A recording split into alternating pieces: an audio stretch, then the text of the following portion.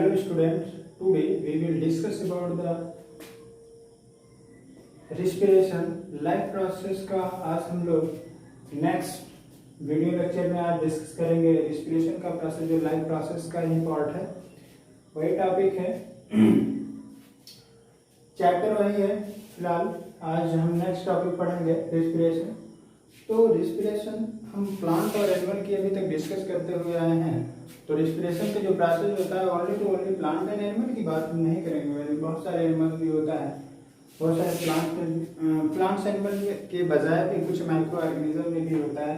तो रिस्पिरेशन की जो हम बात करेंगे डिटेल यहाँ पर हम बात करने वाले हैं। What is the respiration? First of all exactly respiration का जो प्रोसेस होता है, the process in which energy body contain energy. Body क्या करती है? रिस्पिरेशन का जो प्रोसेस होता है, जो एनर्जी होती है बॉडी कंटेन करती है, बॉडी रिक्वायर करती है, बॉडी को जो जरूरत होती है उसी को लेता है। तो जो प्रोसेस होता है एनर्जी बॉडी कंटेन करती है, ये प्रोसेस आपका रिस्पिरेशन होता है। मीन्स बॉडी की जो एनर्जी की जो एफिशिएंसी है, जो नीडेड है, वो कंटेन करना ही क्या है? रिस्पिरेशन है। बहुत ही एग्जैक्टली डेफिनेशन दिया गया है, इस डेफिनेशन से अभी हम समझ सकते हैं बातों को। तो अब हम रिस्पिरेशन ऐसा नहीं है कि एनर्जी, जो रिस्पिरेशन का जो प्रोसेस होता है कई रूप में होता है। तो यहाँ पर हमने जो बात किया है by the NCERT, first is the external and second is the internal. नाम से ही शो रहा है कि यहाँ पर जो एक्सटर्नल की बात होगी वो आउट ऑफ द सेल होगी, इंटरनल की बात होती है इन द सेल। तो in the cell means cell के अंदर, इट मीन्स कि सेल के अंदर का जो प्रोसेस होता है उसकी हम बात करेंगे यहाँ पर। तो फर्स्ट ऑफ ऑल जो डिस्कस करेंगे एक्सटर्नल की बात करेंगे। एक्सटर्नल मीन्स यहाँ पर हमने बताया भी है कि आउट ऑफ द सेल बात होगी। जितना भी प्रोसेस एक्सटर्नल में होगा वो आउट ऑफ द सेल होगा। प्रोसेस क्या होगा आइए बात करते हैं। और एक बात यहाँ पर, इसके अंतर्गत हम किसकी बात करते हैं? ब्रीथिंग की बात करते हैं, ब्रीथ की बात करते हैं। ब्रीथ मीन्स होता है वही बात, सांस लेना। रिस्पिरेशन मीन्स क्या होता है? वही बात। थोड़ा डिफरेंशिएशन है, थोड़ा दोनों में अंतर है। क्या है? ब्रीथ जो होता है इनहेलेशन प्रोसेस और एक्सहेलेशन प्रोसेस होता है। मीन्स ऑक्सीजन का अंदर जाना और CO2 का बाहर जाना। एक्सहेलेशन मीन्स बाहर जाना और इनहेलेशन मीन्स क्या होता है?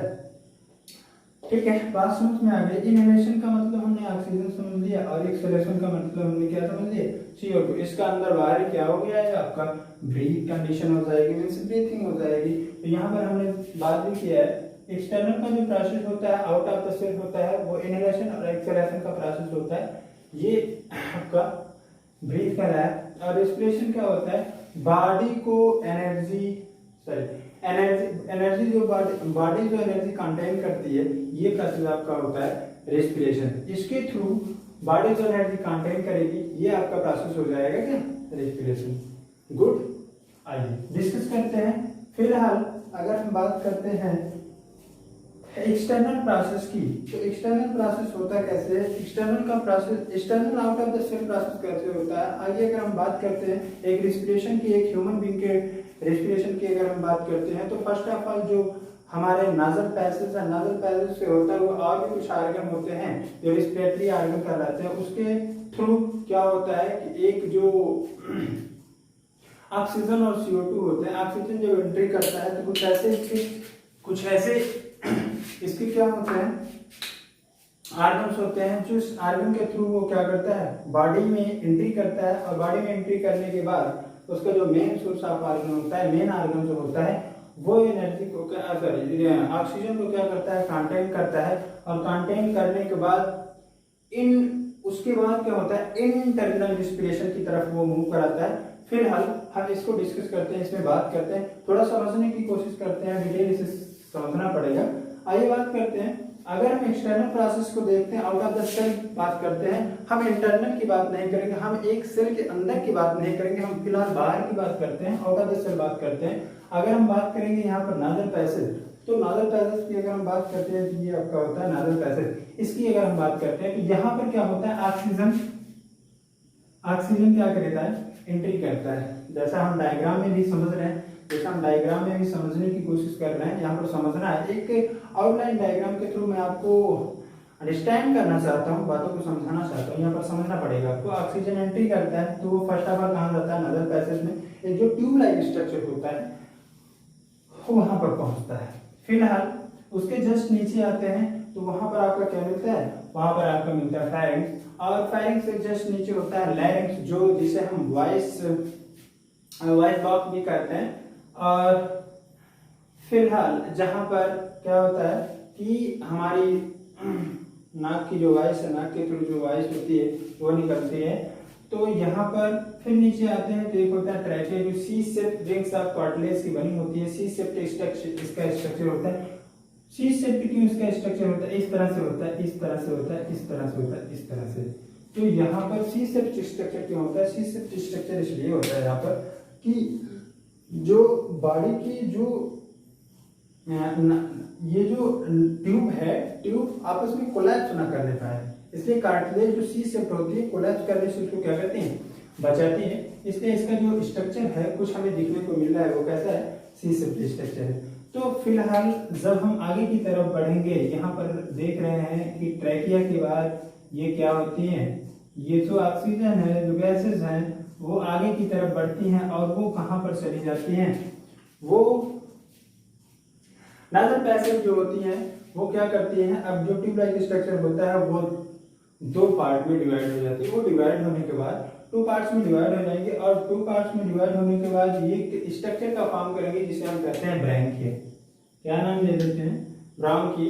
और ब्रांकी टू पार्ट्स में डिवाइड हो जाता है, और हर ब्रांकी से एक ब्रांचेस और निकलती है जिसका नाम होता है ब्रांकियल। क्या नाम होता है उसका, ब्रांकियल। और ये ब्रांकियल क्या करता है, ब्रांकियल में लास्ट में जो स्ट्रक्चर होता है बैलून लाइक स्ट्रक्चर होता है, मेन ही इंपॉर्टेंट फंक्शन वही होता है जिसका नाम होता है क्या, एल्वियोलाई। ये आपका एल्वियोलाई है, ये आपका एल्वियोलाई है, ये एल्वियोलाई देखने को मिल रहा है। तो चलिए फिर एक बार डायग्राम को हम थोड़ा डिस्कस कर लेते हैं। फर्स्ट ऑफ ऑल नाजल पैसेज के थ्रू ऑक्सीजन एंट्री करता है, ऐसा नहीं ऑक्सीजन एंट्री करेगा, CO2 भी बाहर निकलेगा। फिलहाल जो एक्सटर्नल प्रोसेस की बात हम कर रहे हैं तो इसको समझते हैं, फिर CO2 की बात हम डिटेल करते हैं, बाद में करेंगे। फिलहाल यहाँ पर देखते हैं कि जो गैसेस होती है वो एंट्री कर रही है, एक एक आर्गन के थ्रू वो आगे बढ़ रहे हैं, और उसके बाद लास्ट में क्या होता है, जो उसकी नाजल पैसेज की जो ट्यूब होती है वो क्या होती है, टू पार्ट्स में डिवाइड होती है, और ब्रांकियाई का फॉर्मेशन करती है, और टू पार्ट्स में वो क्या हो जाती हैं, अलग हो जाती हैं। फिर उसके बाद आगे का प्रोसेस जो होता है, ब्रांकियाई भी डिवाइड होकर के ब्रांक्यूल का फॉर्मेशन करता है, यानी ब्रांक्यूल बनाता है, और उस ब्रांक्यूल में बहुत सारे क्या होते हैं, एल्वियोलाई होते हैं। एल्वियोलाई का जो स्ट्रक्चर होता है, आप कहेंगे अरे सर यहाँ पर क्यों बनाए हैं आप, इस तरह से क्यों बनाए हैं, क्योंकि यहाँ पर जो स्ट्रक्चर था वो माइक्रोस्कोपिक था, जो इसका एग्जैक्टली स्ट्रक्चर होता है वो इस तरह से कुछ रहता है।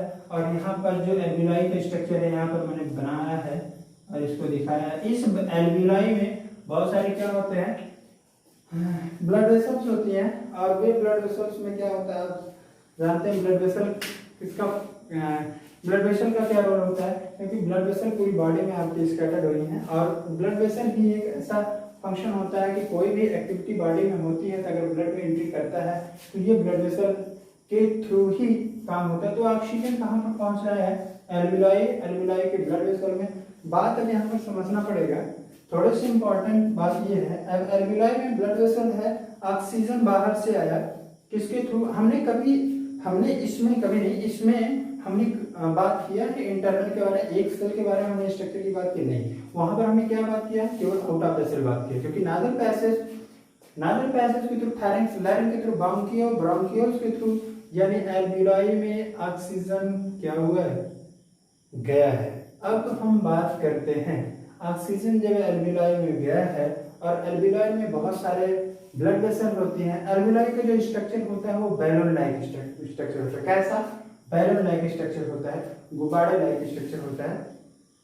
जो गैसेस आती हैं वो क्या होती है, वे बैलून की तरह से वो क्या होता है, फूलता और पचकता है। अगर हम बात करते हैं बैलून लाइक के 1/3 पार्ट जो होता है ऑक्सीजन की जो पूर्ति होती है, जो ऑक्सीजन को जरूरत होती है बॉडी के लिए, उसको ये क्या करता है, देता रहता है। तो यहाँ पर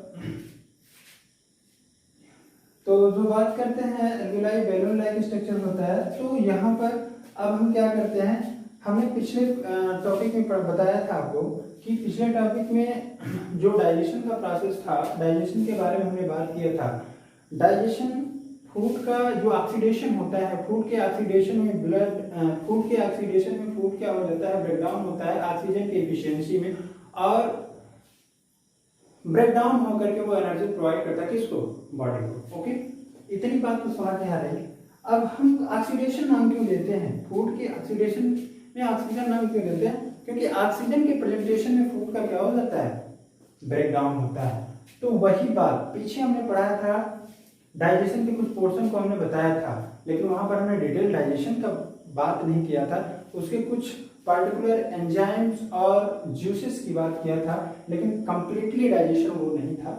जितना सिलेबस में दिया गया उतनी हमने बात किया था। लेकिन अगर हम ऐसे ही आउटलाइन डिस्कस करते हैं कि अगर मान लेते हैं इसमें हमने फूड को ले लिया, इनहेल कर लिया, फूड को इनहेल किया और फूड कंप्लीटली क्या हो गया, हमारे स्टमक में गया और उसका कंप्लीटली डाइजेशन स्टार्ट होता है। तो जब डाइजेशन होता है तो डाइजेशन होता कैसे है, डाइजेशन होने के बाद अब उसमें कुछ एफिशिएंस बॉडी के लिए जो यूजफुल कार्बोहाइड्रेट यानी न्यूट्रिएंट है, वो न्यूट्रिएंट क्या करते हैं, ब्लड में रीच करते हैं, और ब्लड में रीच करने के बाद क्या ब्लड में ही चले जाते हैं। अब वो किसको देगा, सेल को देगा। किसको देगा, सेल को देगा। अब सेल में जाने के बाद सेल में कहा जाएगा, सेल में कहा जाएगा, जिसे हम पार हाउस ऑफ द सेल बोलते हैं, वो कहां पर जाएगा, माइटोकॉन्ड्रिया में जाएगा। और माइटोकॉन्ड्रिया में जब प्रोसेस होगा तो वो एक्सटर्नल नहीं, वो क्या प्रोसेस हो जाएगा, इंटरनल। हम किसकी बात कर रहे हैं, रेस्पिरेशन की, केवल हम गैसेस की बात कर रहे हैं, ऑक्सीजन और CO2 की बात कर रहे हैं। फिलहाल हम बताने को आपको कोशिश करेंगे। अब यहाँ पर देखिए एल्विलाई में क्या होते हैं, एल्विलाई वेलुलाई की स्ट्रक्चर होता है, लेकिन यहाँ पर एक बात और हमने डिस्कस नहीं किया। ये आप देख रहे हैं कि जो स्ट्रक्चर है यहाँ पर, इसकी बात किया था, ब्रांकियो की बात किया, एल्विलाई की बात किया। ये सारे ओपन कहाँ होते हैं, ब्रांकियो और एल्विलाई ओपन कहाँ पर होते हैं, ये ओपन होता है पेयर के रूप में, क्या होता है हमारा लंग होता है। क्या होता है, पेड़ में लंग होते हैं, और लंग में ये क्या करते हैं, ओपन होते हैं। आप देख रहे हैं लंग के नीचे कुछ ऐसा स्ट्रक्चर दिखाई दे रहा है, ये स्ट्रक्चर क्या है, डायफ्राम का है। डायफ्राम क्या करता है भाई, बहुत इंपॉर्टेंट काम है इसका, डायफ्राम का। डायफ्राम का इंपॉर्टेंट काम ये है कि हम तेजी के साथ सांस को ऊपर नीचे करते हैं। रामदेव का, बाबा रामदेव का अगर हम भाई योगा करते हैं तो यहाँ पर देखने को मिलता है कि डायफ्राम हमारा बहुत इंपॉर्टेंट काम करता है। हम तेजी के साथ ऑक्सीजन को लेते हैं और CO2 को बाहर निकालते हैं। तो डायफ्राम क्या करता है, बॉडी को जो दबाव होता है, जो प्रेसिंग होती है, उसको क्या करता है, वो मेंटेन करने का काम करता है। ये डायफ्राम का रोल होता है यहाँ पर। तो हमने इसके बारे में सारा डिस्कस कर लिया डायग्राम के बारे में। अब हम जो बात करेंगे इंटरनल, यानी किसकी बात करेंगे, इन द सेल, यानी सेलुलर लेवल की बात करेंगे। अब तक हमने क्या बात किया था, आउट ऑफ द सेल बात किया था। अब जो यहाँ पर ऑक्सीजन पहुंच गया, एल्विलाई में पहुंच गया, एल्विलाई में ब्लड सेल्स है, अब वो ब्लड वेसल है। अब वो ब्लड वेसल का काम क्या होगा, अब वो ब्लड वेसल हम यहाँ पर देख रहे हैं, ये क्या है, माइटोकॉन्ड्रिया। किस में प्रेजेंट होगा, ये एक सेल में प्रेजेंट होगा। आइए इंटरनल की अगर हम बात करते हैं तो ये आपका हो गया C6H12O6 प्लस ऑक्सीजन के प्रेजेंटेशन में। ये 6H12O6 क्या है, ये फूड है हमारा। ये क्या है, ये है ग्लूकोज। मैंने इंटरनल की बात किया, इंटरनल की अब हम बात बता रहे हैं तो यहाँ पर बातों को समझना पड़ेगा, क्योंकि ग्लूकोज है, ग्लूकोज कैसे जाएगा, खाना पीना खाएंगे तो उसमें ग्लूकोज रहेगा, प्लस ऑक्सीजन। ऑक्सीजन कहाँ से आया, जो आप आउट ऑफ द सेल पढ़ रहे हैं, जो आप यहाँ पर एक्सटर्नल प्रोसेस पढ़ रहे हैं, इसके थ्रू क्या आ गया, ऑक्सीजन। ग्लूकोज के साथ में क्या मिल गया, ऑक्सीजन प्लस CO2 सेल। ये पूरा रिएक्शन मैं आपको नहीं बताऊंगा। यहाँ पर जो उसका प्रोडक्ट बना हुआ है, जो उसका प्रोडक्ट है, उसकी हम बात करते हैं। Plus O2 plus CO2 plus H2O plus energy, ये हमारा एंड प्रोडक्ट होता है। एंड प्रोडक्ट की अगर हम बात करते हैं तो यहाँ पर जो हमको एनर्जी मिलती है, ये सारे एंड प्रोडक्ट बनते हैं, बट इसमें जो लास्ट में जो हमको एनर्जी प्रोडक्ट होती है, एनर्जी प्रोवाइड होती है, वो एनर्जी प्रोवाइड ATP के फॉर्म में होती है। मीन्स क्या, हमको क्या जो हमें पहले एडीपी, जो हमें एनर्जी पहले थी वो एडीपी के फॉर्म में थी। इट मींस कि ये डाइफॉस्फेट था, एडीपी डाइफॉस्फेट के रूप में पहले से प्रेजेंट होता है, और जब हमें एनर्जी मिलती है तो वो किस फॉर्म में हो जाती है, एटीपी के फॉर्म में। वाई? क्योंकि एक फास्फेट ग्रुप अगर के डाइफॉस्फेट के रूप में ऐड हो जाता है तो ये डी की जगह क्या हो जाता है, टी हो जाता है। डाइफॉस्फेट से क्या हो जाएगा, ट्राइफॉस्फेट हो जाएगा। यहाँ पर एनर्जी जो स्टोर होती है, इस तरह का जो रेस्पिरेशन प्रोसेस होगा that is the aerobic respiration. Aerobic respiration क्या होगा, दैट ये aerobic respiration presence of the oxygen with oxygen, जो ऑक्सीजन के साथ में होगा, यानी ऑक्सीजन के प्रेजेंटेशन में फूड का ब्रेकडाउन होना और एनर्जी प्रोवाइड होना इन द सेल या बॉडी में, दैट इज द रेस्पिरेशन। क्योंकि हमने स्टार्टिंग में ही इसकी डेफिनेशन पढ़ा है, एनर्जी बॉडी कंटेन एनर्जी या एनर्जी बॉडी कंटेंट्स कुछ भी लिख सकते हैं, विच बॉडी कंटेंट्स एनर्जी। तो हमने शुरू में ही पढ़ा है।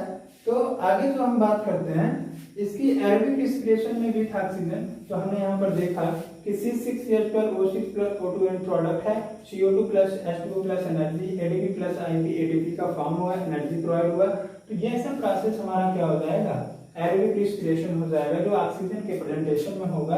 अब यहाँ पर मैंने इसको दिखाने की कोशिश किया है, एक आउटलाइन ग्राफ के थ्रू मैंने आपको बताने की कोशिश किया। एक सेल में आपका होता है माइटोकॉन्ड्रिया। क्यों माइटोकॉन्ड्रिया ही ऑर्गेनल्स क्यों ये ऐसा काम करेगा, क्यों?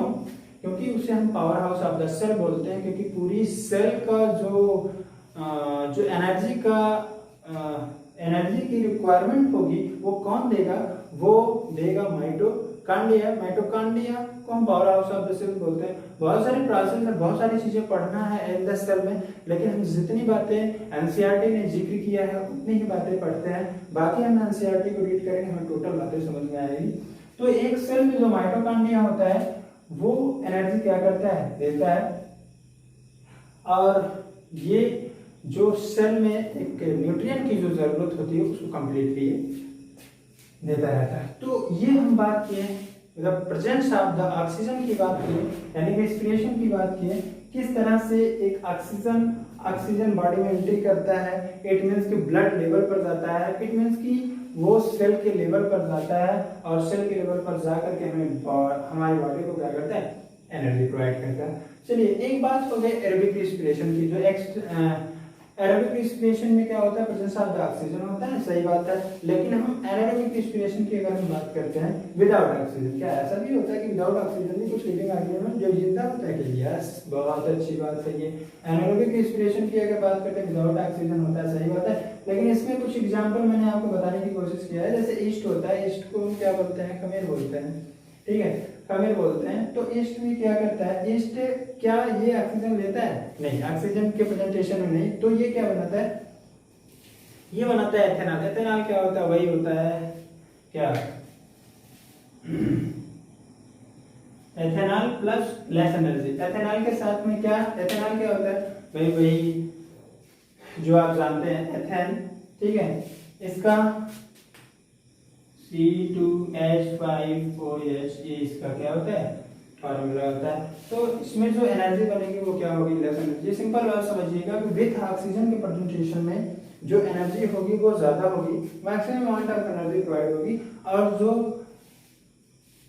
एनारोबिक रेस्पिरेशन होगा, जो विदाउट ऑक्सीजन एनर्जी बनेगी, उसमें एनर्जी कभी भी कंप्लीटली नहीं होगी, उसमें कंप्लीट एटीपी का फॉर्मेशन नहीं होगा। और इसमें देख रहे हैं आप कि ईस्ट जो होता है ethanol plus less energy, completely energy का फॉर्मेशन नहीं होता है। Respiration in muscle cell, muscle cells की अगर हम बात करें, रेस्पिरेशन मसल सेल में भी हमारी मसल्स जो होती हैं इसमें भी एनारोबिक रेस्पिरेशन देखने को मिलता है। कैसे कि जैसे हम अगर मान लेते हैं बहुत ज़्यादा रन करते हैं या जिम करते हैं या बॉडी को बहुत ज़्यादा हम हार्डवर्क देते हैं, तो इसमें क्या होता है, हमारी बॉडी क्रैम्प हो जाती है।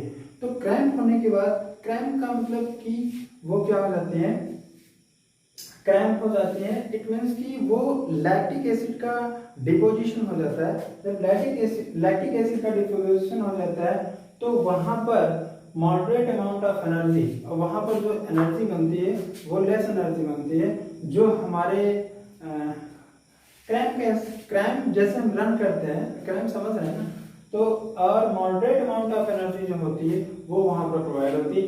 यहाँ पर भी अगर हम बात करते हैं मसल सेल और ईस्ट की बात करते हैं तो यहाँ पर एनारोबिक रिस्पिरेशन होता है, विदाउट ऑक्सीजन होता है, इसकी हमने यहाँ पर बात किया। आगे जो हम बात करने जा रहे हैं यहाँ पर हम डिस्कस करेंगे do not stay near plants during night.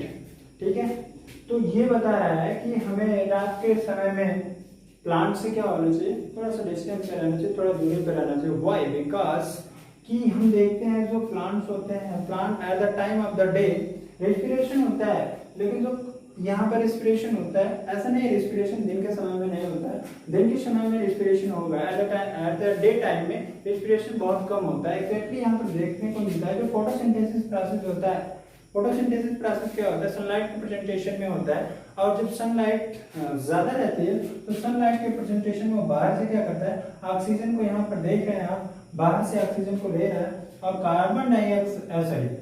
Carbon dioxide बाहर से ये ले रहा है, ज्यादा अमाउंट में लेगा और यहाँ पर ऑक्सीजन को क्या करेगा, वो ज्यादा से ज्यादा देने की कोशिश करेगा। कब? At the time of the day. क्यों? क्योंकि फोटोसिंथेसिस प्रोसेस होगा। ऐसे केसेस में आप जानते हैं ऑक्सीजन ज्यादा अमाउंट में निकलता है, लेकिन ऐसा नहीं कि रिस्पिरेशन यहाँ पर नहीं हो रहा है, रिस्पिरेशन भी हो रहा है, लेकिन क्या हो रहा है, वो कार्बन डाइऑक्साइड ही क्या कर रहा है, ऑक्सीजन को लेगा और फिर कार्बन डाइऑक्साइड क्या करेगा, बाहर करेगा। कब? क्या ज्यादा करेगा? नहीं, बिल्कुल कम करेगा। वो कार्बन डाइऑक्साइड क्या हो जाएंगे, बाहर जाएंगे, और बाहर जाएंगे फिर उसको फोटोसिंथेसिस के प्रोसेस के तहत वो क्या करेगा, अंदर लेगा और कार्बन डाइऑक्साइड को लेकर फिर ऑक्सीजन को क्या करेगा, निकालेगा। ये तो रही बात दिन की। रात की बात क्या होती है? रात में क्या होता है, फोटोसिंथेसिस प्रोसेस नहीं होता है, इसलिए मैंने यहाँ पर फोटोसिंथेसिस प्रोसेस को नहीं दिखाया। तो अब यहाँ पर होता क्या है, रेस्पिरेशन थोड़ा ज्यादा होता है, और रेस्पिरेशन में होता है क्या है, ऑक्सीजन बाहर से आता है, यानी ऑक्सीजन को प्लांट लेता है और CO2 को क्या करता है, वो ज्यादा अमाउंट में एनवायरनमेंट में देता है। यहाँ पर हम देख रहे हैं कि रेस्पिरेशन प्रोसेस के थ्रू रेस्पिरेशन में ये क्या करता है, ऑक्सीजन को लेता है और कार्बन डाइऑक्साइड को देता है। जब कार्बन डाइऑक्साइड को देगा, यहाँ पर ऑक्सीजन को लेगा, तो हमारे लिए क्या होगा, हार्मफुल होगा, यानी ज्यादा मात्रा में कार्बन डाइऑक्साइड को निकालेगा तो भी। तो इससे ये क्या निष्कर्ष निकलता है, कंक्लूजन ये निकलता है कि हमें night, at the time of the night किसी ट्री के डाउन साइड में हमें लेटना नहीं चाहिए, उससे थोड़ा सा डिस्टेंस में रहना चाहिए। बाकी और कोई प्रॉब्लम नहीं है, सब ठीक है। ओके, ये रेस्पिरेशन का प्रोसेस था, इसको आप एनसीईआरटी के थ्रू समझ लीजिएगा। बाकी सारी चीजें इसमें, हाँ एक चीज और यहाँ पर देखने को मिलेगा आपको कि जो एल्वियोलाई में जो ब्लड वेसल्स होती हैं, ब्लड वेसल का जो ट्रांसपोर्टेशन होता है, वो किसका ट्रांसपोर्टेशन, वो ऑक्सीजन का जो ट्रांसपोर्टेशन होता है वो हीमोग्लोबिन के थ्रू होता है। हीमोग्लोबिन का मतलब आरबीसी के, अगर हम ब्लड की बात करते हैं तो ये सब जो कंपोनेंट्स आते हैं, ये इंपॉर्टेंट कंपोनेंट्स होता है जो ट्रांसपोर्टेशन के लिए इंपॉर्टेंट होता है, ब्लड के ट्रांसपोर्टेशन के लिए इंपॉर्टेंट होता है। तो जो ट्रांसपोर्टेशन ऑफ कार्बन डाइऑक्साइड होता है, वो कार्बन डाइऑक्साइड का ट्रांसपोर्टेशन डिफ्यूजन प्रोसेस के तहत होता है, जो आप जानते हैं क्लास 9 में भी बताया गया, high concentration to lower concentration. ऐसा कार्बन डाइऑक्साइड के बात करते हैं तो डिफ्यूजन होगा, अगर ऑक्सीजन के ट्रांसपोर्टेशन की बात करते हैं तो वो क्या होगा, हीमोग्लोबिन होगा। That's all.